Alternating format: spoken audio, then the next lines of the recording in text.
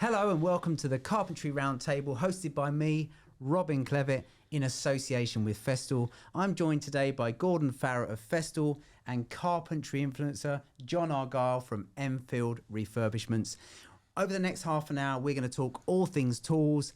We're going to look at some of the latest product innovations, health and safety, after-sales support. We're also going to be covering tool theft, its devastating effects, and also what Festool are doing to combat the problem. Right, let's get to it. Okay, what is the involvement of tradespeople in the development of your tools? That's a really good question, and basically you are the source of everything. Festool tools are built for applications. The best example I have of that is the single-handed planer. I think you've got one, or you've got one, John, haven't you? The single-handed planer, it's about 35 years old, I think now, 1993, 94, something. It's quite an age. And it was launched, when they launched it, they interviewed 9,000 joiners in Germany and said, what do you do with a planer? What do you want a planer for? And the answer was? Just plane the door. Planing a door. Yeah. So why does every other manufacturer in the business make a planer 82 mil wide? Yeah, it's bamboozling, isn't it? What do you think about that? I mean, I've gone through many planers, and my reason for the Festool one was it balances nicely at its width. It's lightweight. It's only 65 mil wide, but what do you plane over 65 mil? Not very much.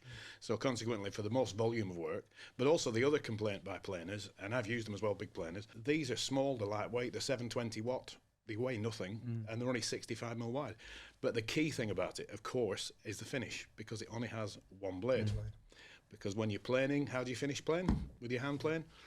On the skew. Yeah. It's got a curved blade, you get a perfect finish. We call it spiral cut. So that's how far they look into things. And it's still, I think it's been modified once in all that time. So how long did it actually take to design the tool, though? So you've asked 9,000, you say 9,000 9,000 joiners on that particular application. How long did it actually take to design the tool? So we take a long time.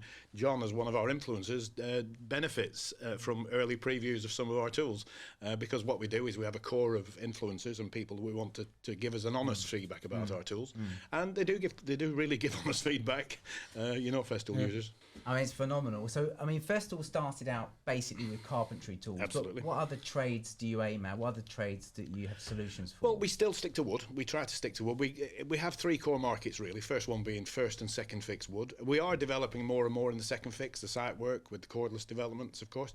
The second market actually is automotive. You guys, I know, talk to them a lot. Painting and decorating, it's a huge market for Festool. And of course, it's 80% sanding. Yeah, it's amazing. So, John, what do you expect as a carpenter from like Festool tools? I think when we first started, because mine was back in 1997 was my first plunge saw, and I'd used various other saws, and people ask you, why do you use Festool? And we would often take them and compare them as well as what we'd already got, and you found that, and this is a cliche, which is everything is part of the system. So once you've got one of the tools, you're looking for that integration with every new tool. Every time you pick one up, you think, that'll go with the system. So for us, we were able to integrate saws, routers, planers, everything that went with it went with the other part of the tool. And of course, there's one single thing that goes with all that, of course, the dust extractor, and that's the core of our being. Yeah, I mean, for me, my first TS55 was in 2002. I went out on a Saturday morning, had to cut loads of MDF up, went round to my local fixings and power tool shop. I said, I need one of these, bought it, went home, started cutting MDF, dust was everywhere. I drove straight back and bought the dust extractor. And it was a life-changing moment for me as a carpenter as well. And I can see why you're an early adopter, obviously.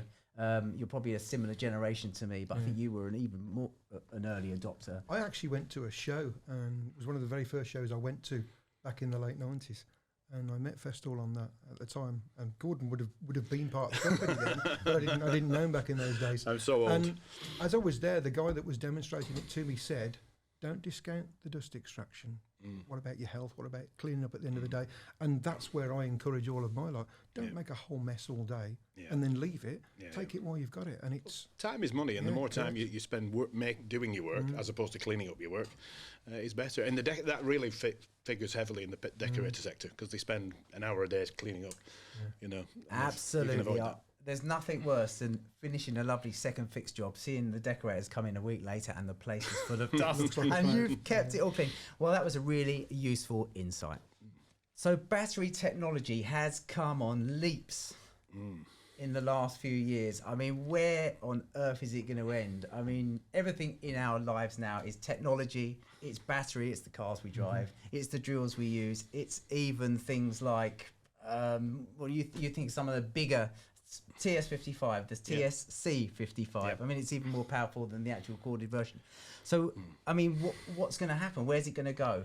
Well, good question. I mean, I always say to people when we meet people on shows and things, but our battery technology is all about Bluetooth. So it's all about what you can do with your Festool app. So we encourage you, and in fact, it's part of the rule now when you buy a Festool tool, you must register for a My Festool account to benefit from the 3-year service all-inclusive, warranty all-inclusive, sorry. And it's 3 years theft insurance, it's 3 years full servicing guarantee, and a 10-year spare parts guarantee, which is just incredible. I mean, that's phenomenal, isn't it? I mean, it's absolutely fantastic. Talk a little bit more about the app. Now, I have got the app, but for the benefit of everyone else, tell us exactly what you aim to do with the app and why it's so important to the tool platform. It's well, just to start off with the app itself, it's important that people use the app to register the tool to benefit from the warranty. But the kind of thing you can do with the app, and I'll show you on the drill I've got here. This is our latest generation 4-speed quad drive. Fantastic tool, as you all know. You've probably got a PDC, John. Have you got one of these yet? Yep. You've already got one. Oh, there you go. This was launched earlier in the year. It's actually relaunched in February with some further developments. We've just introduced, using your app, you basically, all the tools are Bluetooth and the batteries are Bluetooth. So you can update the batteries. That's the first thing. Why would you want to update a battery? Because we're adding new functions all the time. So, for example, the latest addition to the functions on this, and it's a fantastic device. I never thought about this before I joined Festool, but people buy power tools, and what happens if you're left-handed? Nobody makes a left-handed power tool. You know, everybody's right-handed, or they think everybody's right-handed. So, for example, on this machine now, your left and right switch, reverse and forward, is there. So normally, your forefinger operates forward. But what if you're left-handed? You pick that up now, you're in the wrong place, and you're going to knock that on by accident. So you're going to be reversing instead of driving. Using the app, you can now toggle the switch left and right. So if you're a left-handed person, you can have forward on your left hand, reverse on your thumb. So for those devil's children who are left-handed, then you can do that. I've taught a couple. You taught a couple. Also, battery technology, just like your phone apps and everything else, everything is updatable. The TSC 55 is updatable. This is updatable. The Planex has functions. Things like you can, for example, on this one, it has a wonderful device called kickback stop. So basically, you switch this on, and it stops your wrist from being damaged. So you can hear that beep, and basically that's prevented you damaging your wrist. Because when you're particularly driving in big screws, you're hitting that joint, it's getting tight, and you get that wrench on your wrist. It cuts that out. This machine now, using your app, will tell you how many times you've set that off, which actually is a really useful pointer, because if you set that off 30 times in a month, you're doing something wrong, using it at the wrong speed probably, but that's what it's for. Also, it'll update the software on the machine, so any updates to the motor technology. These are what we call EC Tech motors, which are brushless. And the functions you can develop for these are going to be fantastic. And I think all the time now with Festool, everything is about the Internet of Things. So you're going to be able to sort of, from your van, find out where you left the tool. So you can find out using the app where the last place you used the tool was. You can see how many times you started it. In the case of the Planex, for example, the big wall sander, you can see it overheating or not and things like that. So lots you can do. I think if we were having this conversation 5 years ago, I'd be sitting here thinking, oh no, not something else to learn. But every day we have devices all around us, and we all have apps for them. Whether it's our car now, we can control the heat and everything before you get in the car. So this is the way it's going to go. Now, let's say, for example, I've upgraded this battery and I've taken it out from here and I've popped it in another tool. Yep. Will that be fine? Yeah, because what will happen is your battery is on the app, so you record the battery and the tool separately onto the app. So it will actually tell you which battery you've got in the tool. Okay. So So once you've done that, you don't. If I put it in my jigsaw now, the jigsaw's not going to start drilling backwards. No. Now, in the case of John, for example, we're going to show you a really funky trick with this. What you can do is on the battery, of course. Hold on, have you got the app? Of course, he's got the app. And you're using it. I use it. And you totally understand it. Yeah. So, for example, John's probably got 10 tools and 10 batteries. Okay. What we'll be able to do in the future, and what you can do now using the app, is actually you can, if you're on a site with other Festool users, and they've borrowed your drill or they've borrowed a battery, you can actually, using your app, you can make the battery flash, and it will flash blue. So you'll know that's your battery. So when you're hunting around the site for your tool, Oi, that's mine. So it's a really great. There's going to be lots and lots more developments.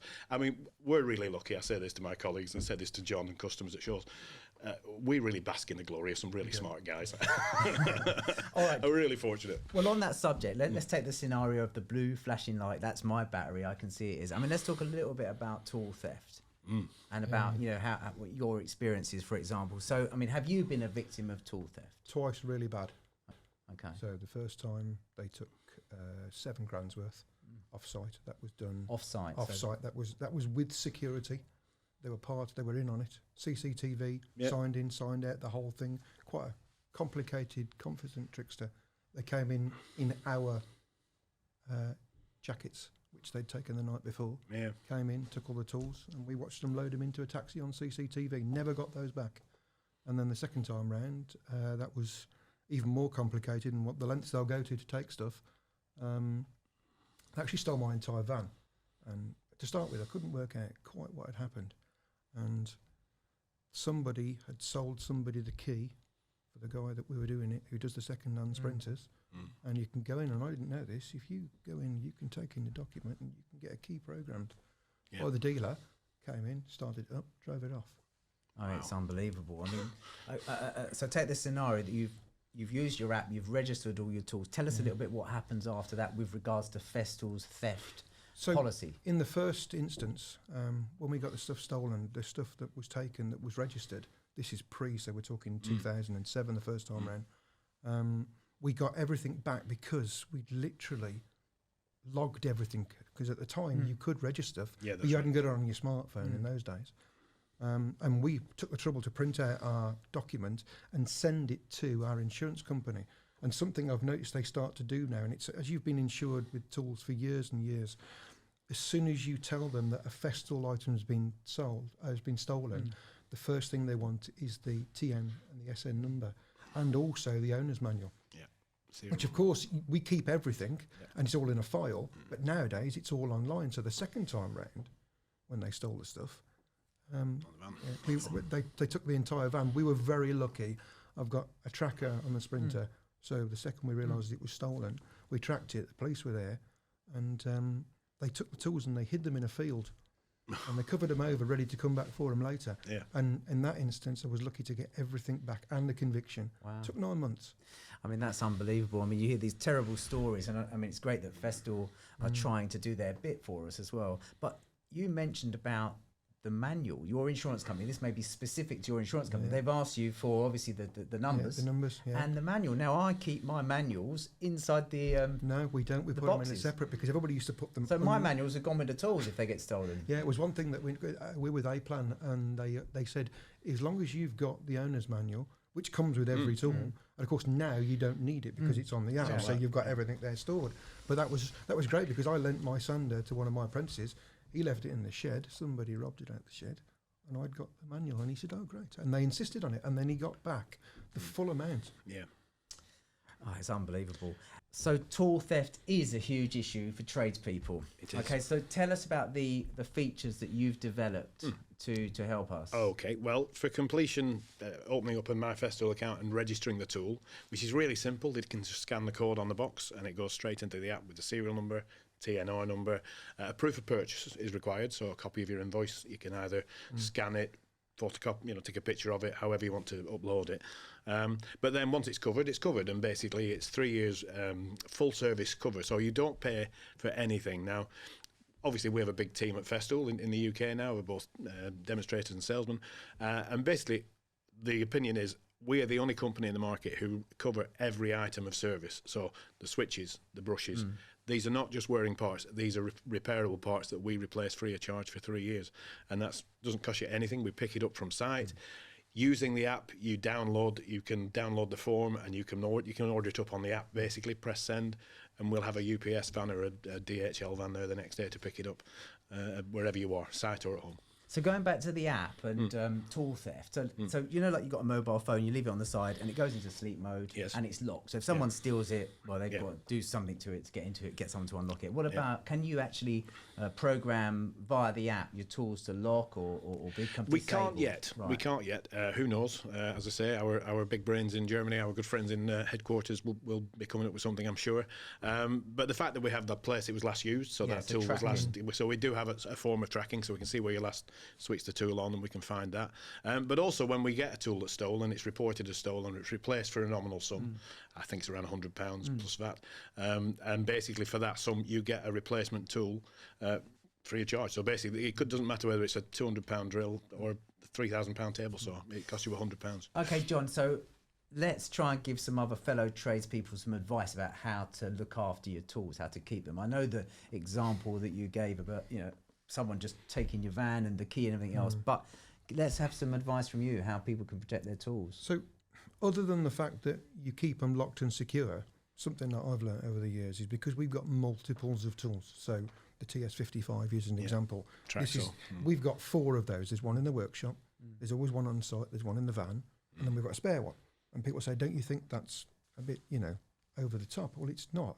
If there's 4 or 5 of you working and you have one problem. And of course, we've got corded ones as well as cordless ones. So what we found now is splitting up the tools, put them in different locations rather than having to load them all back in. My worst nightmare is to clear site.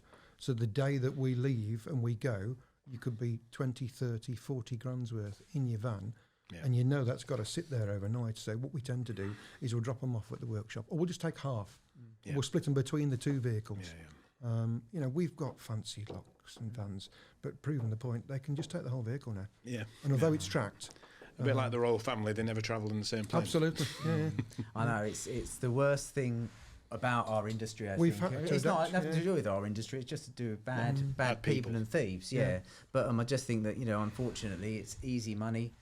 They steal tools. But even educating them, I've heard on the grapevine that they don't steal Festool tools because it's just you can't sell it down the pub. Well, one of the things, every now and then I have to go somewhere and do something. I need a van full of kit, and I'm thinking, where am I going to leave my van? I'm staying maybe in a Holiday Inn or somewhere like that, a hotel.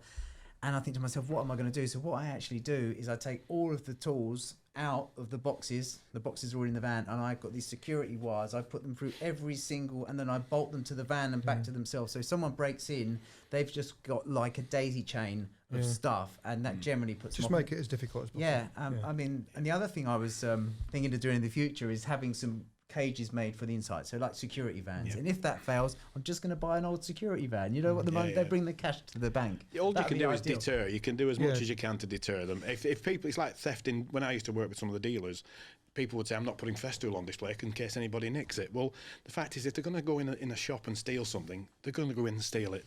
And I'm afraid, it's something you have to bite the bullet on because they're just going to grab it and run. Am I right as well that some of your tools that are out are only demonstration models, aren't they? So some of them don't have working parts in them. That's right. Yeah, on displays. We do make some blank ones, or they're unusable. So and some of the dealers do make them unusable as well. So we try to make it as safe as possible, as secure as possible. But if somebody's determined. So thanks for that advice. And also, I do think the key message is the app.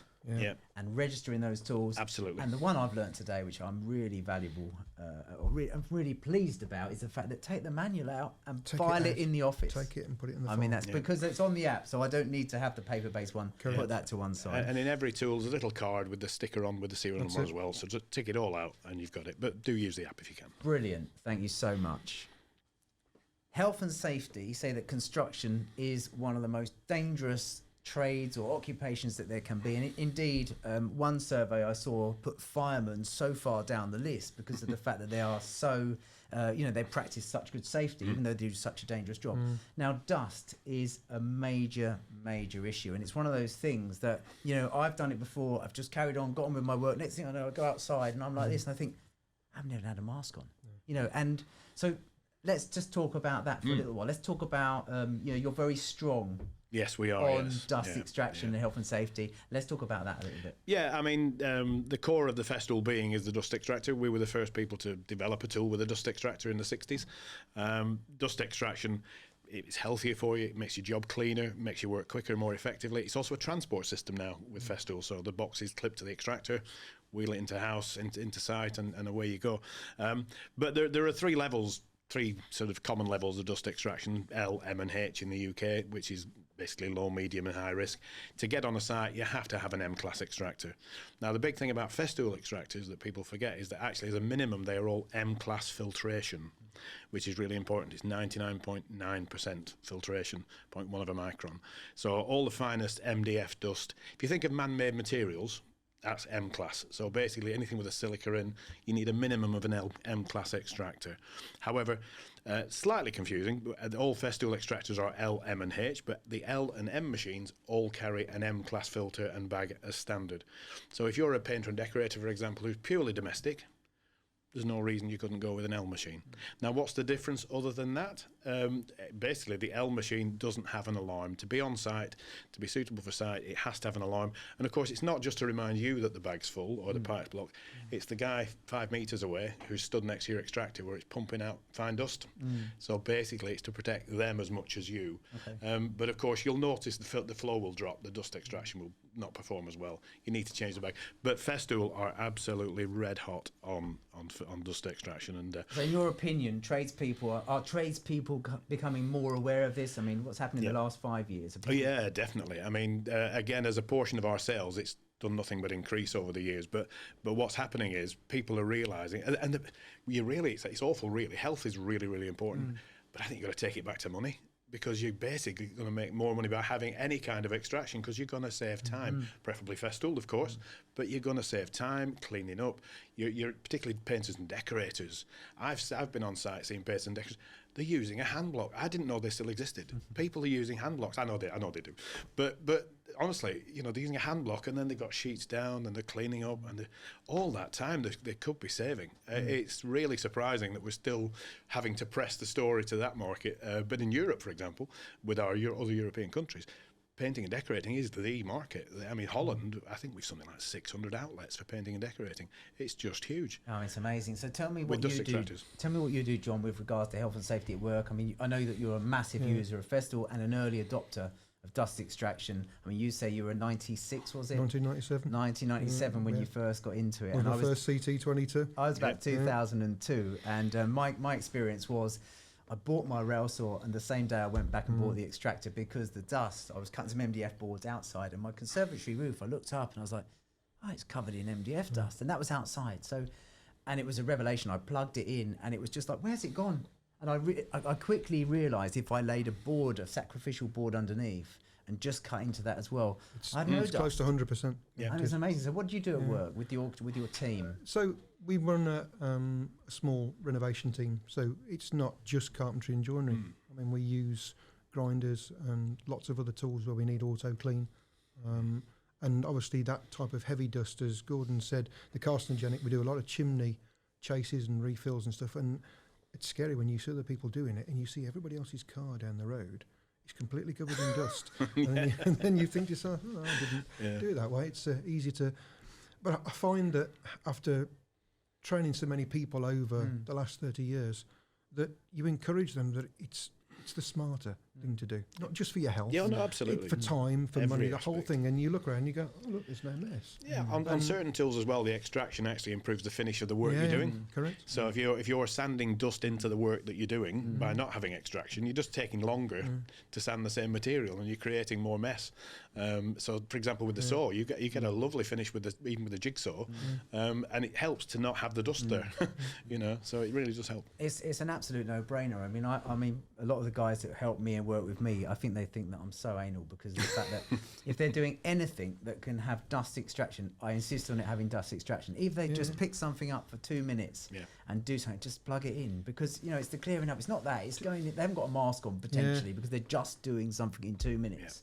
And it's all of those little 2 minutes during the course of our working lives which are going to create the problems. I mean, if I think about some of my relations who died really early due to all of these not necessarily, no one could put their finger on it, but it was like emphysema or something like that, and it was all from working with dust, knocking buildings down and coming out. All you can see is the rings of your eyes, and they had no masks on. I mean, it's just It's awful, isn't it? I mean, you have a responsibility to your Absolutely, staff, yeah. and so do It I, falls with me. for their health, and that's going forward for the rest of their lives. So, When we first started, your power tool was the only source of ignition to get the extractor started. We had to walk back and turn it on.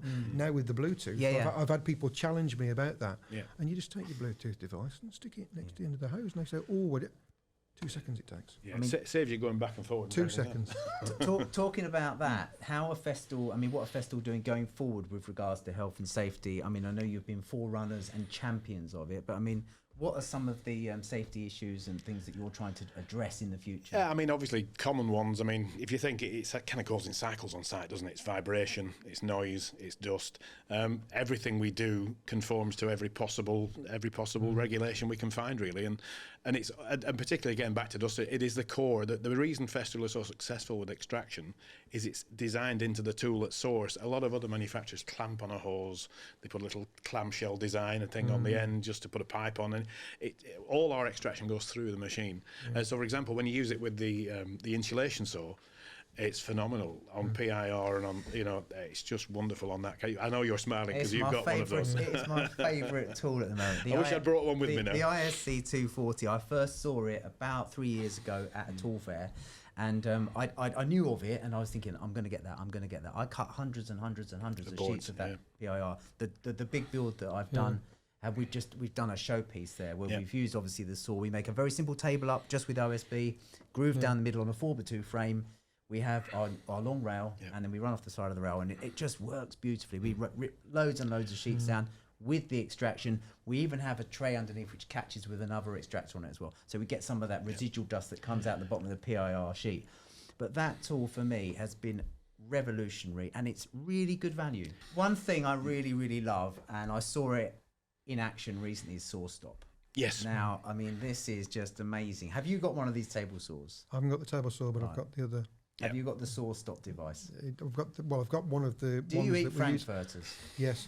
I've got a couple of the displays from the ones that we've done when we've been on tour. No, we launched that. It's nearly a couple of years ago now, I think. 2018. Yeah. I mean, obviously the technology's been around a long time. We bought the company in America, Sawstop Incorporated, but of course, nothing from America. If you watch your YouTube videos and things like that, very little American saw table stuff can get into the UK or Europe because of regulations. You see things like stacked dados and no guards, no raving knives. You just couldn't get away with that. They don't have a scaffolding either. They build their roofs and they don't have a scaffolding either. So what we did, we redesigned the machine into the Festool family of saws. So we already have a saw table, the CS50 and 70, and we designed the Sawstop to fit into that technology. It's been an amazing success. And no sausages were, as I said, at the end of every demonstration, no sausages were harmed in the making of this video. But it's been an amazing success. It works really, really well. And a big market for this is the enthusiast market as well as the tradesman market. It is only 240 volt, so it is going to be a workshop-based machine in the UK. In Europe and America, it's a site saw, but basically it's only available in 240 volt. But a terrific success for us, and it's a bit like burning fivers. It's fantastic. When I go and do the demo days. Oh, another 100 quid. I know. Another 100 quid. Because every time it's I feel really guilty. Every time it's activated, you've got to replace it, which obviously for a safety device. Of course. You can't replace your finger. That's exactly. The thing. And it's a bit like one of my colleagues has this phrase, you don't drive around driving your van into the back of another van to test the airbag, do you? So you hopefully it never go off, will it? But you shouldn't do. And I was amazed actually when I saw it. And the first thing I'm trying to think of something I can ask, which is going to be the killer question. It's going to be the one that. And I said to one of your colleagues who was actually demonstrating it, I said, "What about my timber? I go and pick it up from the merchant, and it's soaking wet. Yeah. My timber is soaking wet." And he paused and he thought. And he said, check this." And he got a moisture meter and he checked. He had a couple of really wet bits of swan timber, and it didn't activate it. Yeah. So that was clever. The level is 50% moisture content, but also there's a simple tip, and just touch the blade with the material. If the red light flashes, then you know it's going to activate. So he didn't tell me that. Oh, there you go. He wanted me to waste. Waste 100 quid or something. Actually, I mean, to you guys, it's probably more, but it's it costs money. It's a new blade. Tell us more about the after-sales support. You mentioned the warranty, so tell us all about that in detail. Okay, so in order to qualify for the warranty, you must register the tool. 2 ways to register the tool. First way is either online via our website, and for that you will need the serial number and what we call a SNR number and TNR number, and you'll find these on a card in the box, and they're also on the tool as well, so somewhere there, you'll find it on there. Fine. That's a manual process, a little bit labour intensive, but it's doable, and you can upload the copy of the invoice as proof of purchase. Once you've done that, the tool is then covered for 3 years, and it's covered in 3 specific aspects called warranty all inclusive. So basically it's full service for 3 years. You pay for nothing for 3 years, and that includes the batteries and chargers, which is really important because nobody else that I'm aware of offers that on the chargers and the batteries. So it's covered for that as well, full service cover. Second thing, of course, it would be the theft insurance. So basically it's not insurance, it's just the family of Festool saying thank you for choosing Festool. If you have the unfortunate thing where you've had that stolen, we will replace that. Forgive me, within £1 or 2, it's £100 plus VAT to replace the tool. And it doesn't matter what the retail cost of the tool is. Whatever the cost of the tool, whether it's a £200 tool or a £3,000 tool, you replace it for £100. Now, I don't know anything in the tool business that does that. It's a fantastic performance. And the last aspect is, of course, the 10-year parts guarantee. So basically, we guarantee that if you buy this drill today and you can't buy the switch for that in 10 years' time, we will give you a new replacement tool of the same performance and value at the time. So you can't say fairer than that. You can't say fairer than that. So tell us what other after-sales support that you offer. Yeah, from our headquarters in Bury St Edmunds, we have a team, I think it's 8 engineers, in our service department where we do full service on all the tools. We offer a really good turnaround, and we will collect using the app, of course. If they use it through the app, they can literally call up a repair today. If they order it today, it's collected tomorrow. And that's up to 12 o'clock today. You should get a collection tomorrow for your tool from wherever you are, and that doesn't matter whether you're on site. We also have a system where you can use UPS, where you can take it to your local grocers. If they're a UPS collection depot, you can pick that up there. And then what we'll do, if it's a warranty repair, we just get on with it and tell you when you're going to get it back. If it's a paid, what we call a paid repair or a chargeable repair, it's out of warranty.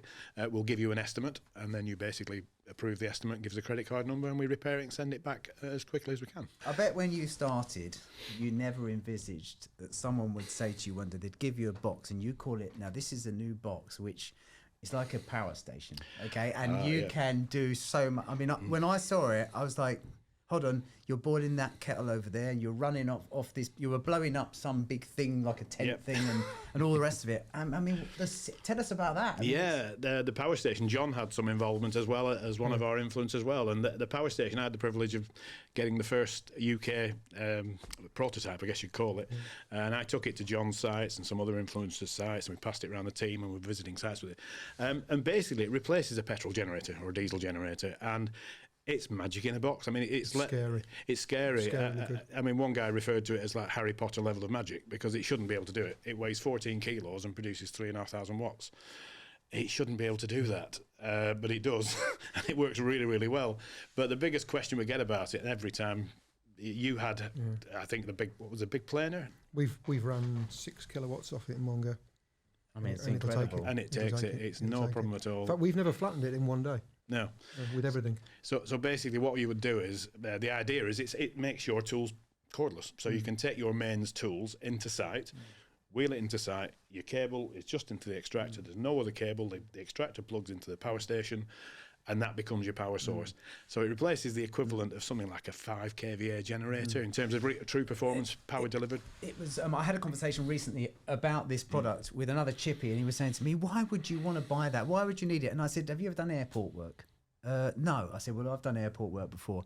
Now, when you're doing any kind of work, airports especially, where there's masses of people and you may be going in to repair a door because it's been damaged, it's got to be done. The airport's live. Yeah, you put a little bit of a hoarding up. But if the power socket is right down the hall, you can't run a generator first. I mean, you can't take a generator into an airport, simple as that. You're going to need something like this if you can't operate a battery tool. And quite often, if you've got a really heavy door or something like that, you can't charge your tools over there, and you do get a tool that runs out of battery. So I do think that's a fabulous innovation. And also, I mean, just think a bit wider than the construction industry. Absolutely. Look at the power cuts you get when you get big storms and all the rest of it. I mean, you know, if a local authority keeps these, for example, it's going to keep things just ticking over. I just think it's a fantastic. We have a number of colleges who've purchased it, and what they do is they put one in every campus. There's one in Scotland particularly where they've got 4 campuses in the town, and they've got one in every site, and it's standby lighting. Our Sys-Light Duo, it'll run for 16 hours. So generally, as long as it takes to get people evacuated, get people fixed, get the job fixed. A good example as well. I spoke to a real large telecommunications company who shall remain nameless, and they have 10,000 vans. Wait for this for a stat. They've got 10,000 vans carrying a 5 kVA generator, petrol generator, and basically, I showed it to this guy, and he went, "No, that's not possible." I said, "That will replace it." And I said, "What do you use it for?" He said, "Well, we blow compressed air down the lines." Yep. And we have lighting. That's all they do with it. So not even big outputs. Not even big outputs. And of course, you're in the middle of a high street, or sorry, in a domestic area. You're in a housing estate, middle of the night. Power goes down, telephones are off, or whatever, and you've got to dig a hole. This thing runs a breaker if you need to, but also it's instant power and no noisy generators, no smell, and no fuel, none of those problems that you have carrying generators. I just think it's super exciting because it's a classic example. You're in the street and there's a guy with a breaker with headphones and everyone walking past without any on. And it's like the public are walking past taking 108 decibels or something like that. So I do think it's absolutely fantastic. It's a wonderful bit of kit, and the biggest question we get about it is how long will it last? The only thing we tell people is think about trigger time. Don't think about if you switched it on with a couple of tools, it'll last 45 minutes. But actually, you don't work like that. You go to a job, you cut the bottom off a door. You've got to lay a floor, you've got to do a couple of bits in the corner. You're not standing there cutting for 45 minutes. So actually, we think it comfortably lasts a day and probably more. We did that test, didn't we, on how many posts we could sand, plane, route, saw, prep, done. Yeah. It's just it's another one of those products, along with the Domino, because I've been there a long time now, as you've gathered. The Domino and the Sys Power Station are just unbelievable. Gordon, you mentioned that the colleges have had some. Now, while we're on colleges, now I just like John. John said he's trained 15 people, and you've got your new apprentice, a lady. Yeah. She's working with you, and that's going really well. Yeah, it is. Yeah. She's been with us a couple of years now. Oh, she's very lucky, mate, to get a start like that as well. So, but I have a big love for training. Of course. I was trained as an apprentice carpenter, and indeed I'm involved with lots of apprentices as well, and across the social media. I freely ask them to reach out, just like you do, John, and they really do need this kind of input. So what's Festool doing with regards to the colleges? Yeah, with colleges, we have a support scheme for colleges. They can apply for it. We can visit them and help them select tools and everything else. What's that phrase? Oh no, I'm going to be really corny now. I believe that children are the future. I can't believe I said that. If you treat them well and let them... Absolutely. They will reward you with great work. No, the truth is, people remember the tools they learnt with. And they go to college, they use good chisels or good hand tools. So it's really important that we get those tools. However, we also have to remember these, from my company's perspective, these are a lot of money. So they do pay for them, the colleges, but we do a scheme where we support the colleges, where we can, we subsidise it effectively for them. And also, but get the tools properly. We also support worldwide things like World Skills, UK Skills we've done in the past, and we do try to get on with those very well. So if I understand it right, so the college applies, and you actually you help fund those tools? Yes, we have a scheme where we subsidise them. So they do pay. They have to pay something, but it's a subsidy system, and it works well. And most colleges are really happy. And of course, bear in mind, we then take the service of those tools away from them for 3 years. It really is. It's a no-brainer for a lot of colleges. Although, you talk about value for money. It's 3 years of nothing to worry about for colleges and for tradesmen. Yeah, well, I think it's a really good scheme, to be honest. And if I was an apprentice, I'd want to be using Festool tools as well. Because just like John says, tell us about the anecdote that you say, people used to say to you, "Why do you want to use that?" They would always ask us when they came in, and they would say, "Oh, my dad's got this saw, or my dad's got that saw." And I have a little catchphrase. I said to them, "I'll only show you the easy way." Yeah. And after that, once I've shown you, and then they come round at the end and they go, "Oh, I'm just going to do it your way now, John. It's much easier." And then it's clean, and the whole thing is part of an entire system. And once you've got that in, and as I said to you, they'll do a bit of overtime. They'll do an extra Saturday, and they'll say, "John, buy it. Can you take it out of my wages for me? And then they'll buy themselves a TS55 and the CT extractor. And before you know it, your apprentice has got £5,000 worth of tools. Yeah. No, they are, and it's really important for us as a business that you know, new users. We do have a demographic. We know our demographic. You know, the younger they are, the more likely they are to buy the, maybe let's say fashion brands of certain things, of course. But eventually they get to us. They find us. They've tried 2 or 3 of a certain brand, and realised at the end of it, yeah, well, I might as well have bought one. Well, we know it's not. We know it's obviously not the cheapest brand. No, but let's justify the investment. So how would you justify the investment? Well, for example, I mean, we'll talk about the TS55 because obviously it's everybody's first Festool. It was your first Festool. It was your first Festool. It was my first Festool as well. I bought one, and basically you look at it over a 3-year period. Let's say these days a TS55 and a guide rail and round numbers, £500, £150 a year for the tool that's going to change your life. Basically, you work out. I have people, and it sounds cliche and corny. Every show I do, somebody comes up and says, "I bought the TS55 and I never looked back. I've got a dozen tools now, and the TS55 is the entry tool because it saves so much time, and they use it. What you find is they want to use it for everything. They do the bottom of a door, they do the side of a door, they do a worktop, they do a floor. They hardly ever use a table saw again. As far as I see it, it revolutionised site carpentry because of the fact that it was so portable, and the idea of just dropping a rail on, friction's going to hold it. If it doesn't, if it's a super slip, you clamp on the underneath. And now this was invented when? 1962. 1962. I was 2. Were you? I know, you won't believe it, would you? And it's The camera's a bit harsh today, I think. Half millimetre accurate on site, which you would spend 20-30 grand on an Attendorf to get the same cut. I know, it's amazing. We have table saws, but the language we use is you process the sheet first with the TS55 and then take it to your saw, as opposed to having to carry I mean, do you remember flip over saws? I haven't seen a flip over saw in a long time. I mean, great device in its day. I've not seen a flip over for a long time, but carrying a 36 kilo saw around all day, you know, just your muscles like Popeye. And the TS55, you just put the track down, whatever length you want, you can join the rails together. The new development, of course, is the sticky guide rail, which again, I just looked at it when it came out. Vertical applications is awesome. The bottom of a door, as long as you're in the right direction with the door opening, you can actually just stick it to the bottom of a door and cut. No clamps. It's just amazing, you know. So actually, talking about that, you know, some of the entry-level tools that Festool have got, tell us about some of the entry-level tools I mean, for our apprentices who are beginning. Your apprentices. I mean, the CXS will always, especially for cabinet makers, kitchen fitters, the CXS, the compact drill, the small drill. Again, price-wise, still 3 years warranty on the batteries and chargers as well. Gets you in the ballpark. I think essentially they've really got to save up and get a TS55. That's got to be the tool. Dust extractor, of course, starting with a MIDI. Most of our, even the professional contractors use a CT MIDI because it's a good size. It can be M class or L class, whichever one you want. And then, of course, depending on the kind of work they're doing, you know, for me, it's the Domino. It's just everybody's dream tool, isn't it? The Domino.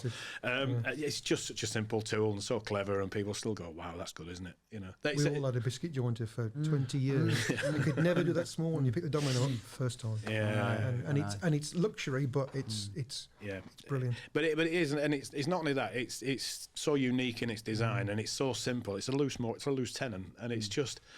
Why did nobody else think of that? Yeah, well, I think the cult following that you're creating from a personal perspective is fantastic, and I just think I like to call myself an early adopter. Obviously, John is a super early adopter. They got to me early. They certainly did. Thanks, Gordon, for joining us today. Pleasure. It's been fantastic. And John, thanks so much for joining us. You're a true legend in the industry and a great ambassador to the trade and indeed Festool. Thank you. So, just a reminder before we finish that you can catch the Carpentry Show on Fixed Radio from 1 till 2 every Monday afternoon, online and on DAB.